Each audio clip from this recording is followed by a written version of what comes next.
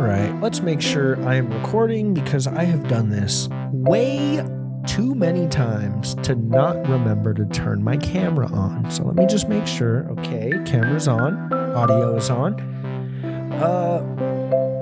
All right. What's up?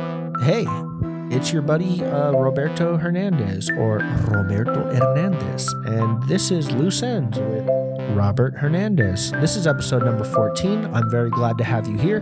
Before I get started, I just want to say thank you guys for supporting the past couple of episodes. I got some really nice comments on the last one, and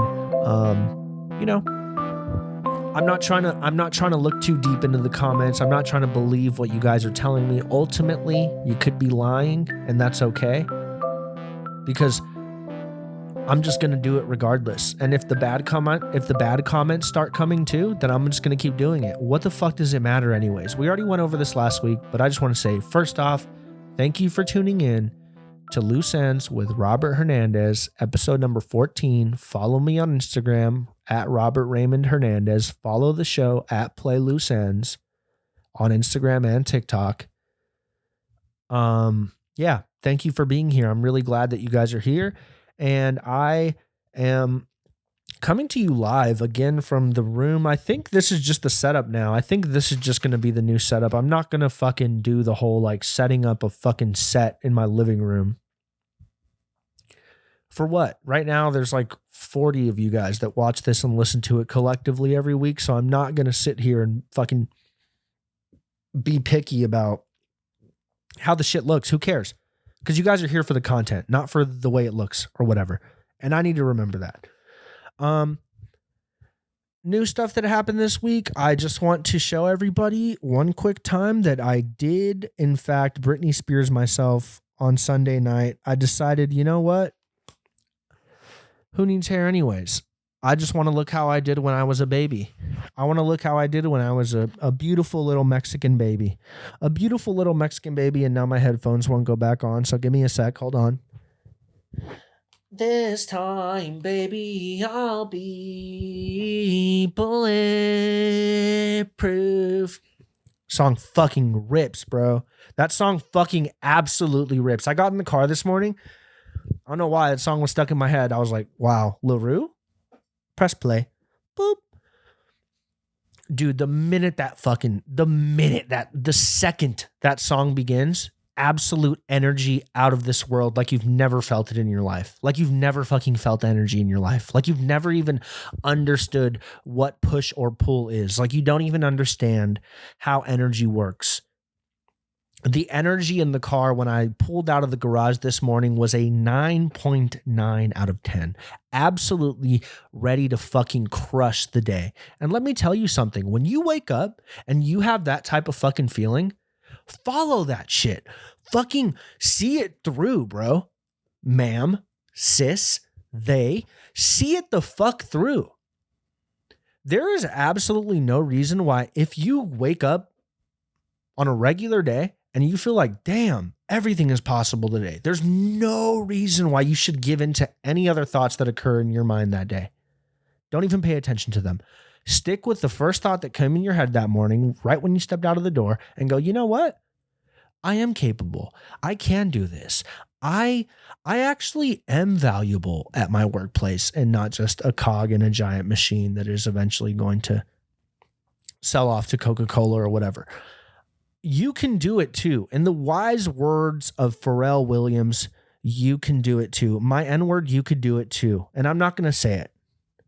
Maybe when we have a Patreon, I'll say it. But my N-word, you could do it too. Okay, just know that. You could do it too. You could do it too, young love. You could do it too, young love. Bro, I sing that shit. Watch what you do, young love. And watch who's in your crew, young love. It don't matter if you do drugs or even if you do slugs. You could do it too, young love. I did it, you could do it too.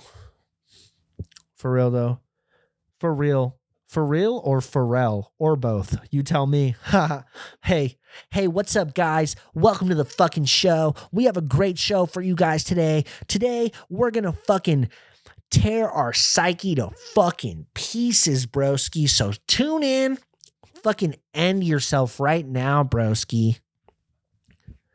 That's how I feel when I watch that. That's what I feel like they want to say when I catch a fucking clip of like a Nelk video. It's just like that guy Kyle with really nice Kevin Hart teeth, and he's going, if you don't put $500,000 fucking dollars into Prize Picks, you're honestly fucking gay. And then the other guy's like, yeah, and then puts another fucking zin in his mouth. You know, Nelk. I can't wait to go on Nelk one day. I'm gonna be on the Nelk Boys one day, and you guys will be watching me, and you'll be like, oh wow, he changed. Look at him.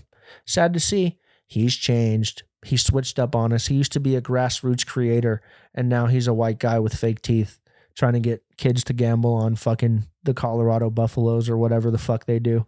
I'm going to stop going into other channels. I don't want to bring the Nelk army on me or whatever, but just know when you wake up in the morning and the first song you hear is Bulletproof by LaRue, do everything you can in your power to work off that energy and fucking absolutely kill the day. You want to know what I did today? You want to know? I woke up 30 minutes before I had to be at work. Mind you, I don't work very far from where I live, but you know, it does take time to get there. Woke up 30 minutes before I went to work, showered, right? Put some clothes on and got in the car immediately. Bulletproof by LaRue. The best day ever at work. I had the best day ever at work. Not because I'm good at my job, not because I know what I'm doing, not because, you know, your boy is a badass or whatever. I actually don't know what the fuck I'm doing at work. They promoted me and I was looking around like, where is Ashton Kutcher at? What the fuck? What's going on right now? I don't know what's happening. Why are you guys promoting me? I thought I'd just click spreadsheets all day. Why are you acting like I actually have something to give here? Huh? You don't got to fuck with me, bro. I know what I am. I've been fully aware the whole time of what I am. I don't need you to play into this. And we really like the way that you're able to communicate with your words. And I go, oh man, good thing they haven't found this YouTube channel yet, you know? But one day they will, and that day is not today. So I'm going to keep saying what the fuck I want and not be afraid of whatever, because ultimately consequences are only real if you let them be real. And if you don't know what I mean by that, you haven't done enough bad shit in your life. Okay? That's all you got to know. I've done a lot of terrible shit in my life. I've done terrible things in my life. Let me tell you. Okay? When I was younger, oh my God, I bless my mother's heart, bro, for real. Bless my mom's heart and my whole entire family, to be honest.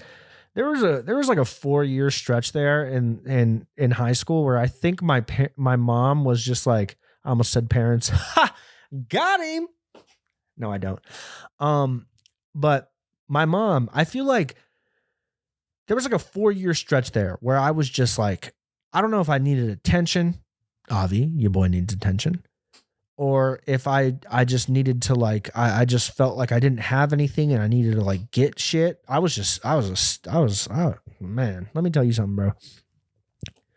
If you bought a life-proof iPhone case off of Facebook Marketplace from the years of like 2013 to 2015, I was probably selling you a fucking stolen life-proof phone case. I was selling you a stolen life-proof phone case that I got at Target before they got all woke, before the woke mind virus took over and they had to lock everything up. Back in the good old days when you could just steal like a goddamn American, I was making fucking money, bro. I was stealing fucking phone cases. Oh, we're going to a party tonight? Cool. Let's go to Walmart real quick. Dude, I'd wear the biggest jacket you've ever seen. I'd wear the jacket that they wore in Little Rascals when they stack on top of each other.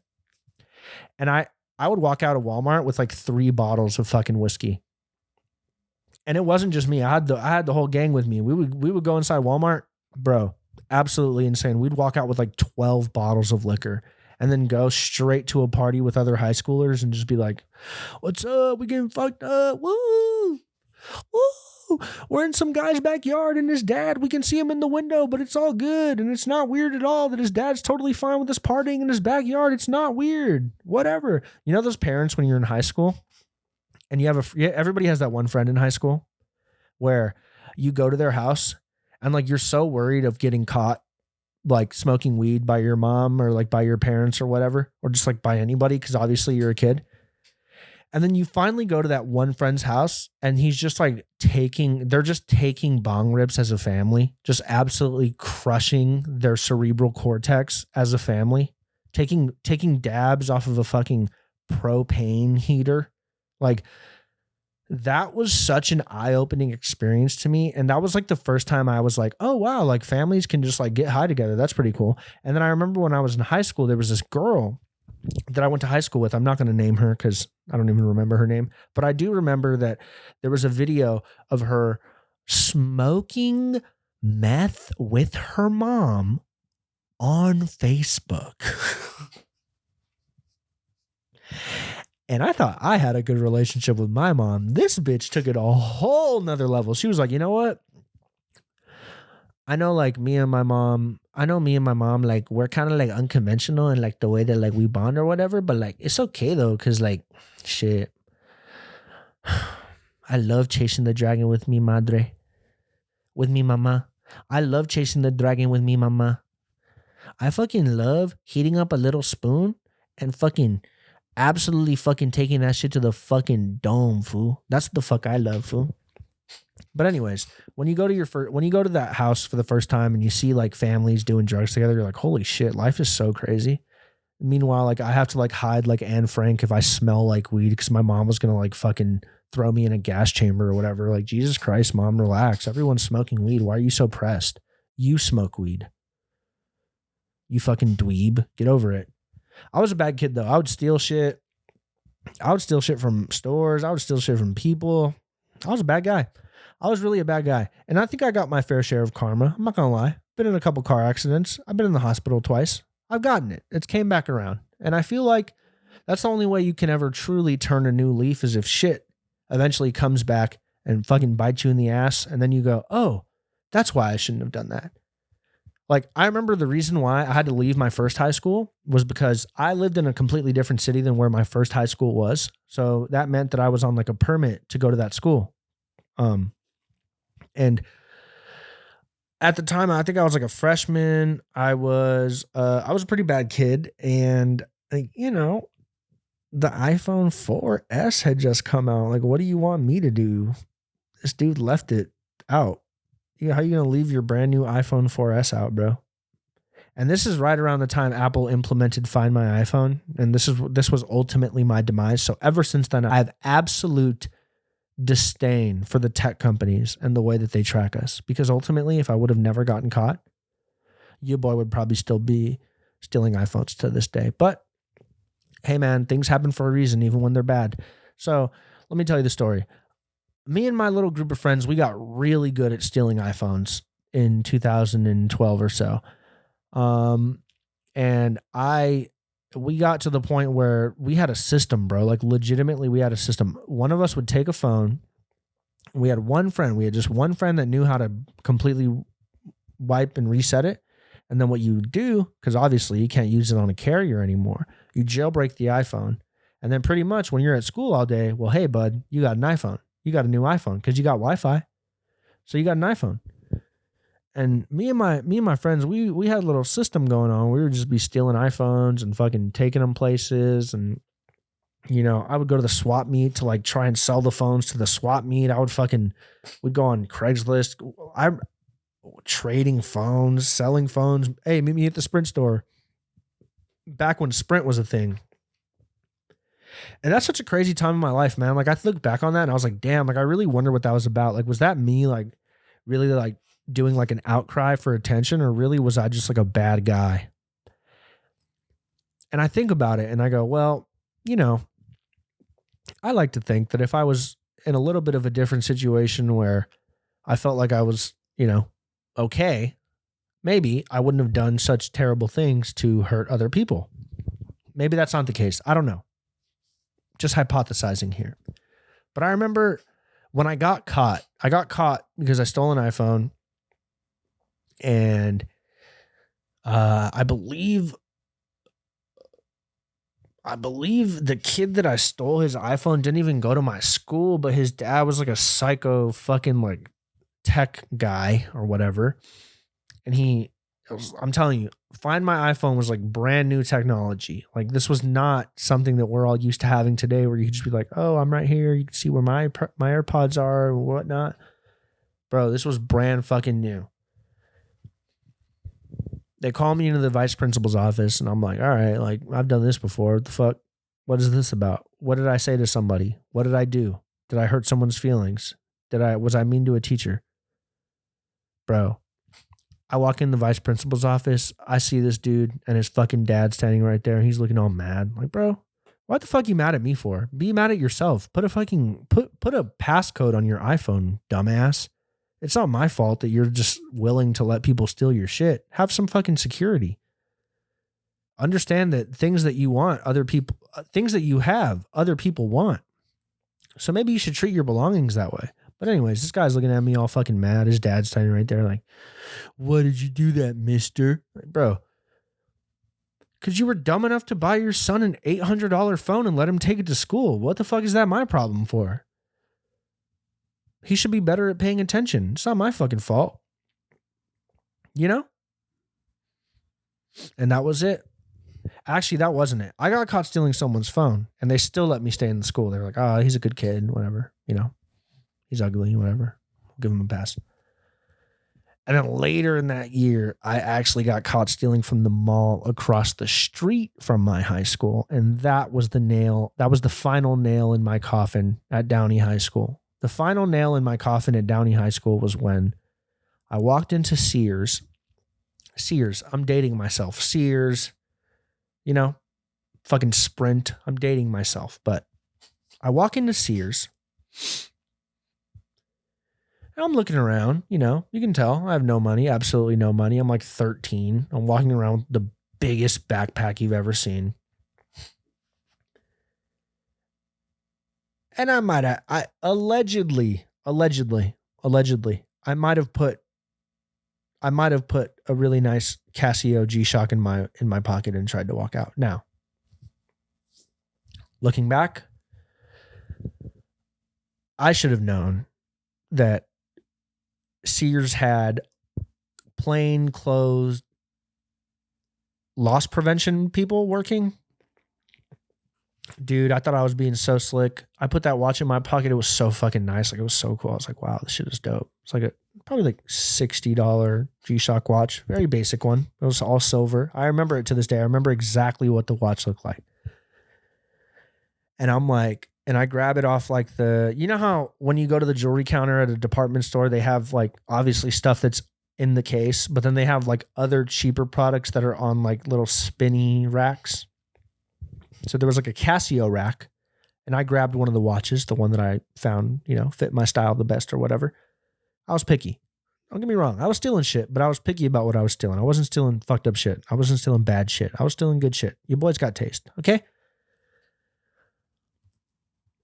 And I put it in my pocket.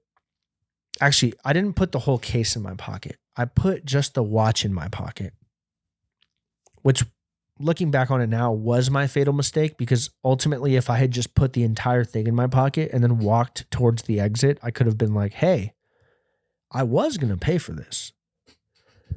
But I didn't do that. I put just the watch in my pocket. I thought I was being slick.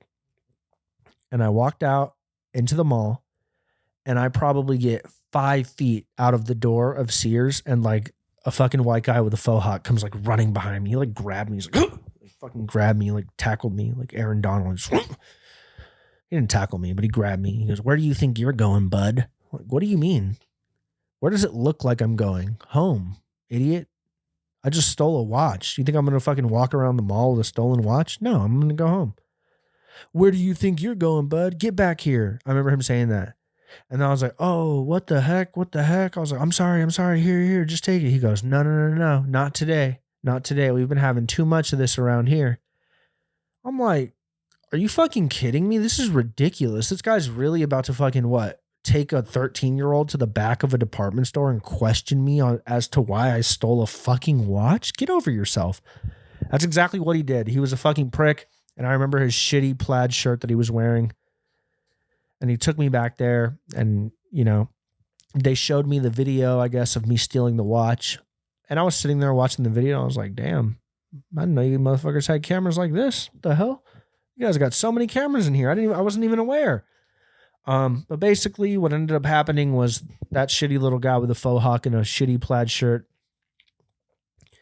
he made me wait. They called the cops. The cops came. They're like, well, you're a bad boy, mister. You're a bad boy. And I was like, I'm scared because, I'm a kid putting me in a fucking cop car, whatever.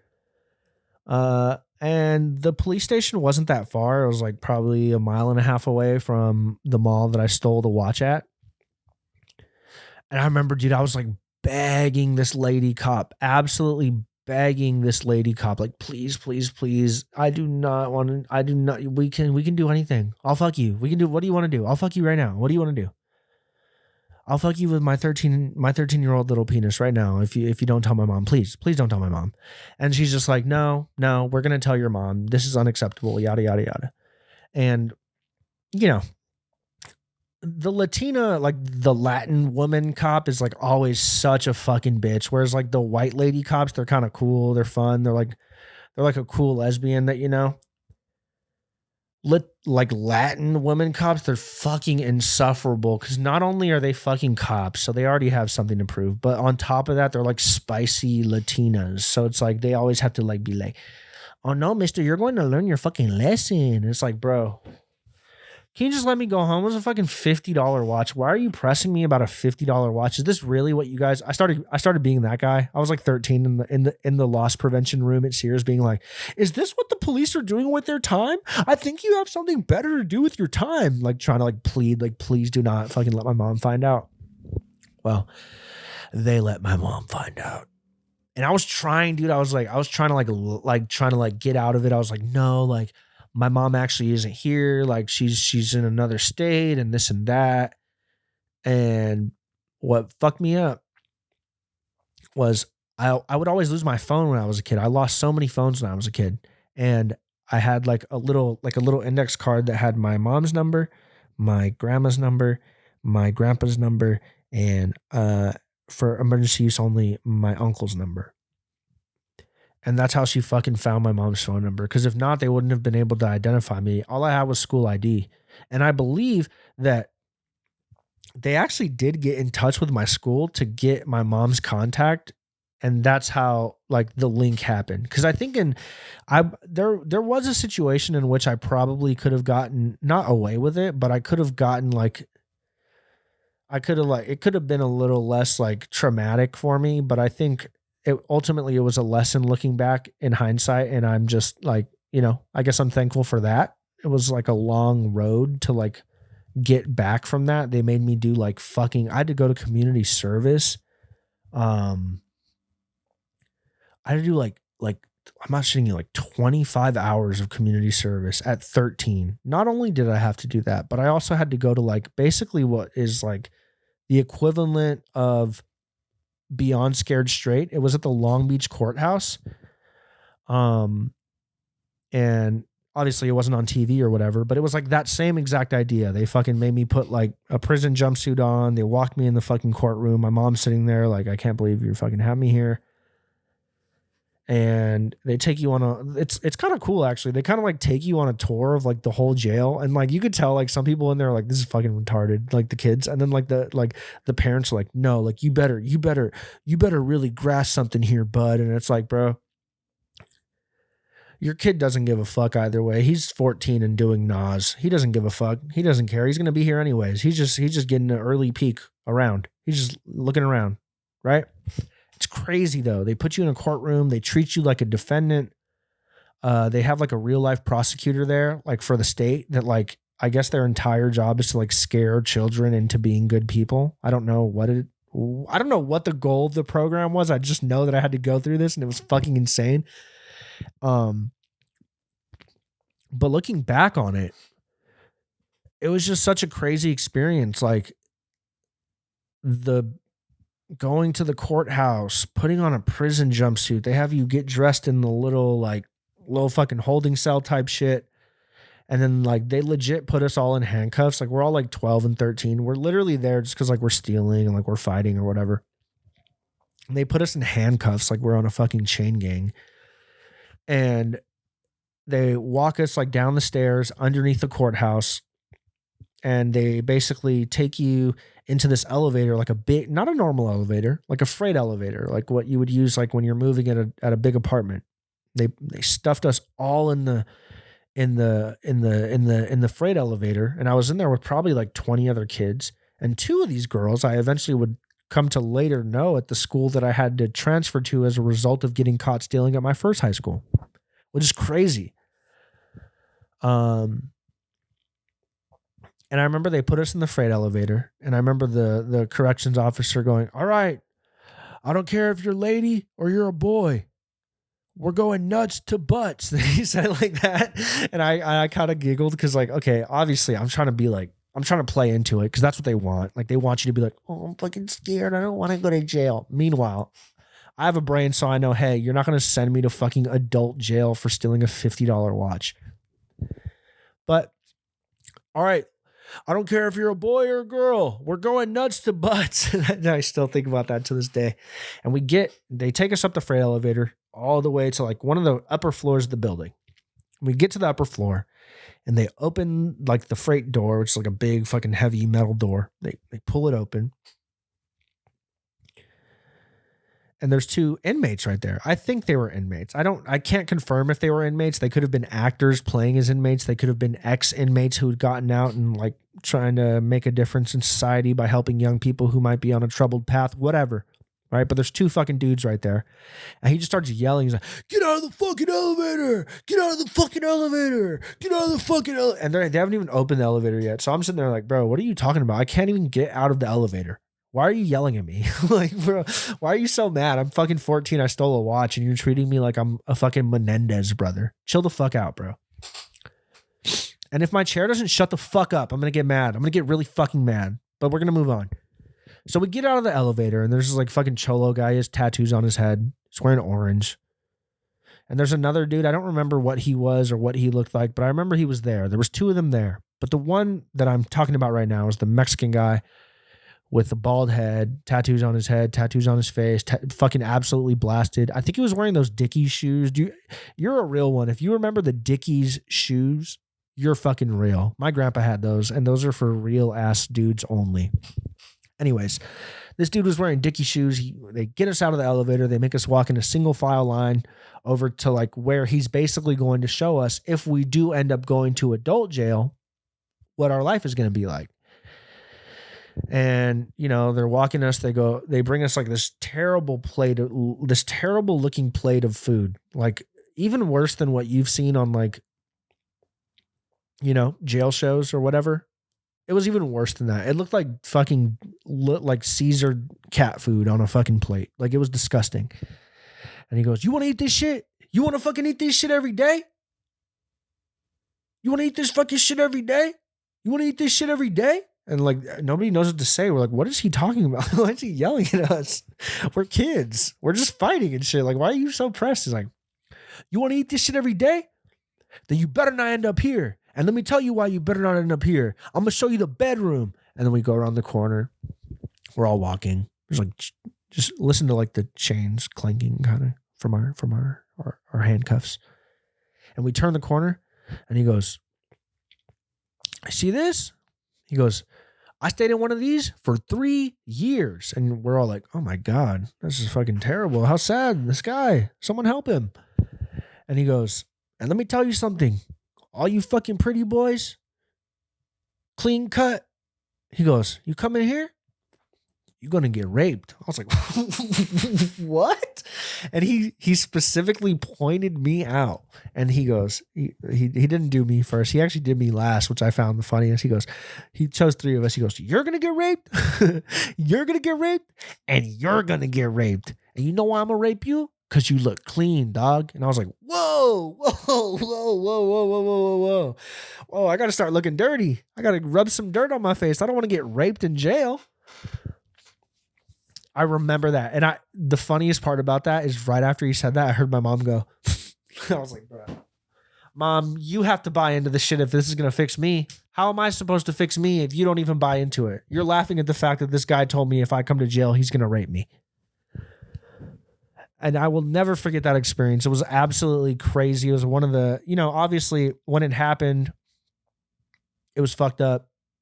I realized, okay, I shouldn't be stealing. But at the same time, it's like, dude, did the California like juvenile like fucking whatever delinquent department fucking really have to send me to the Long Beach courthouse for a cholo guy to point at me and go, and you're gonna get raped, and you're gonna get raped, and you're gonna get raped, and you know why you're gonna get raped?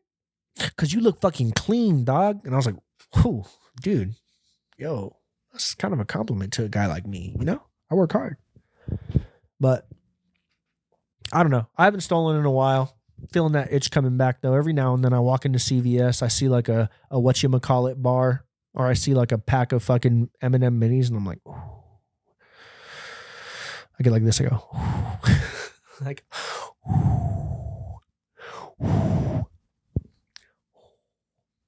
you know? But hey, I turned a new leaf, and I hope you can too. And I hope you don't go to jail or get raped. But, you know, I'm not making any promises for you. Yeah. I don't know. My life is crazy. Life is fucking crazy. It's really crazy what happens when you can lock in and focus on you. It's fucking crazy. I'm on my winter arc. Okay. So people say now or whatever. Yeah, but I don't know. It was a little fun episode today. I didn't really have anything I wanted to talk about. There's nothing that I really like felt like I needed to come on here and say to you guys. I just kind of wanted to have a fun little episode where we can get to know each other better, give you guys a little bit of insight onto how I ended up as crazy and retarded as I am. But yeah, thank you guys so much for listening, I guess. I'm just going to sign off now. It's been 30 minutes. I know I've been doing longer episodes as of late, but yeah, I'm just going with the flow, baby. I kind of told you guys that when I came back. I'm just going to go with the flow and do what feels easy. And right now, this is what felt easy. So thank you guys for joining me. I really appreciate everybody's support. If you are watching on YouTube, please go subscribe or download on audio platforms. It would really help me out. And it would make me fucking love you, fool. And yeah, follow me on Instagram at Robert Raymond Hernandez. Follow the show at Play Loose Ends.